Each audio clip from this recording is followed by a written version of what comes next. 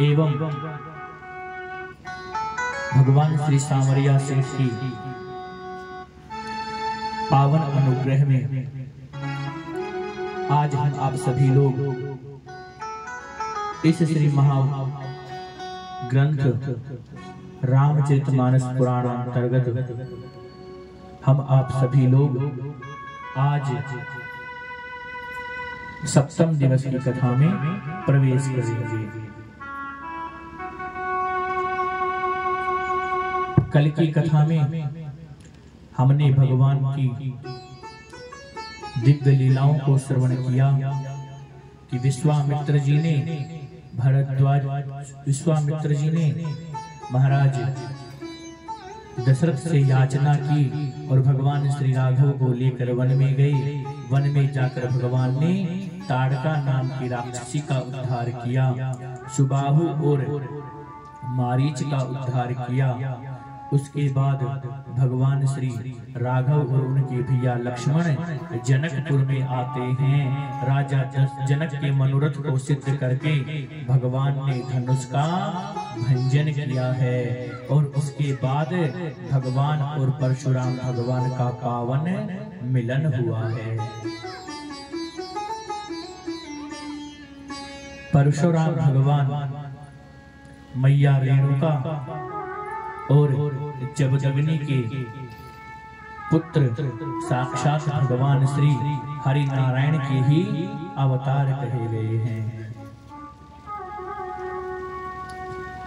21 बार भगवान परशुराम ने इस धरा को क्षत्रिय विहीन कर दिया था।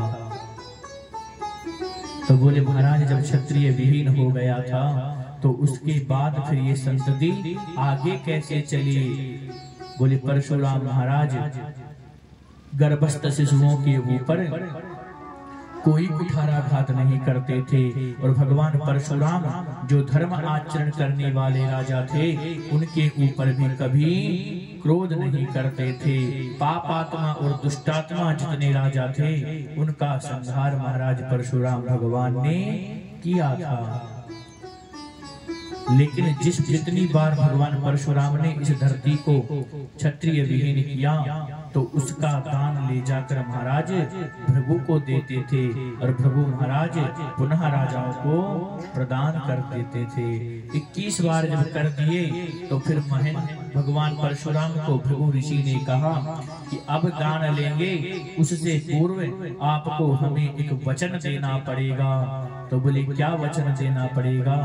बोले कि वचन ये देना पड़ेगा कि जो तुम पृथ्वी दान में दोगे दोबारा उस पृथ्वी के ऊपर अपना पांव नहीं रखोगे। महाराज परशुराम ने वचन दिया कि आपसे दान में प्राप्त की हुई पृथ्वी के ऊपर हम दोबारा अपना पांव नहीं रखेंगे।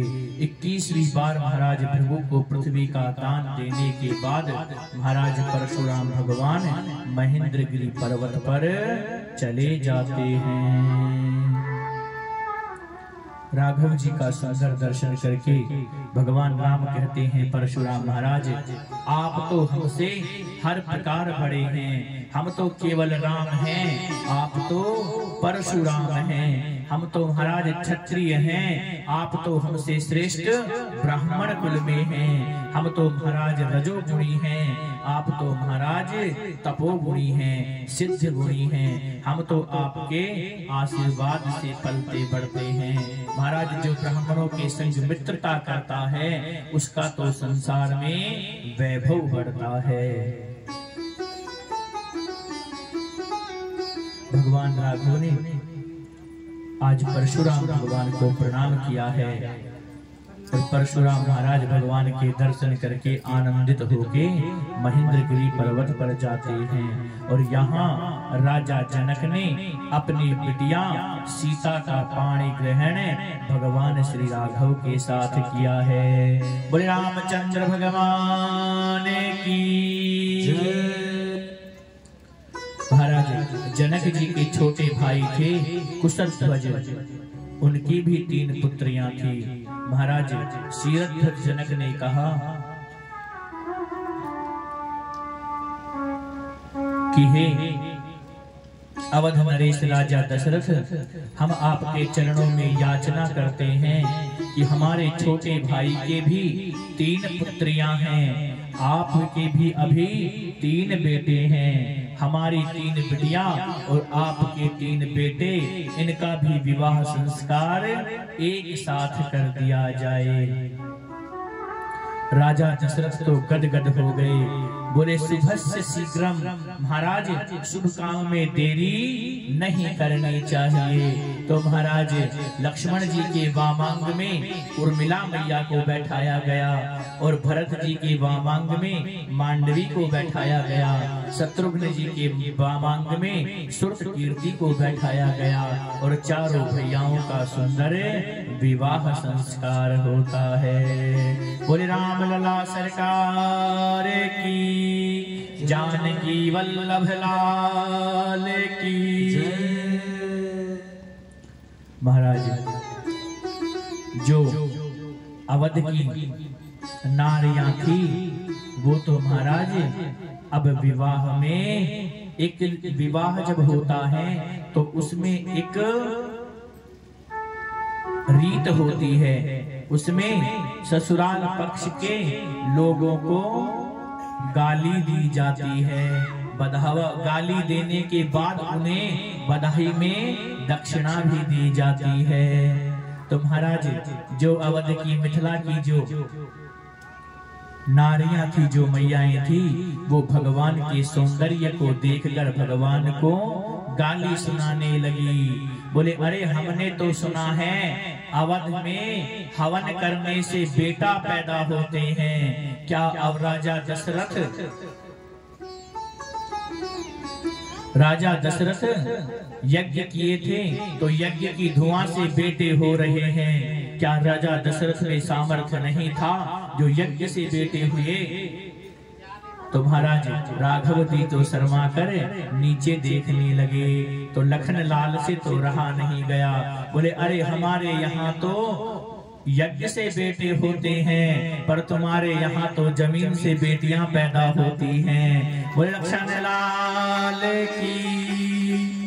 और महाराज दोनों सुंदर जोड़ियों को देखकर महाराज जो वहाँ की नारियां थी वो राजा दशरथ को गाली दे रही थी, पर भगवान के माधुर्य को देखकर, भगवान की सुंदरता पर देखकर ऐसी मोहित हुई कि दे तो रही थी अवधेश को गाली और देने लगी मिथिलेश को गाली कि आज की बात कहा कहुरी,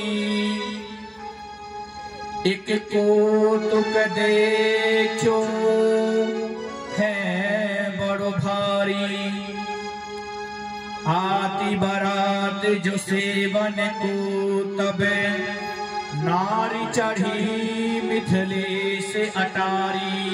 मिथिलेश के महल पर चढ़ गई और राम को रूप निहारी गोरी, तब मोह गई सब गावही गारी,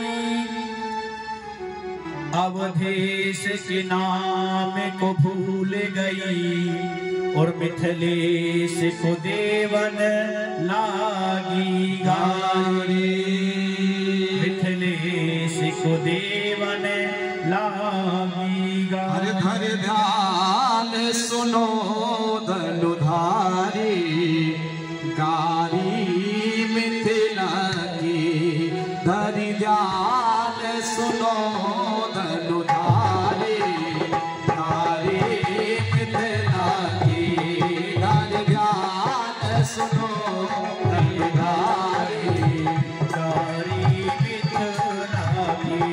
श्री रघुवर अवध बिहारी, गारी मिथिला रघुवर अवध बिहारी।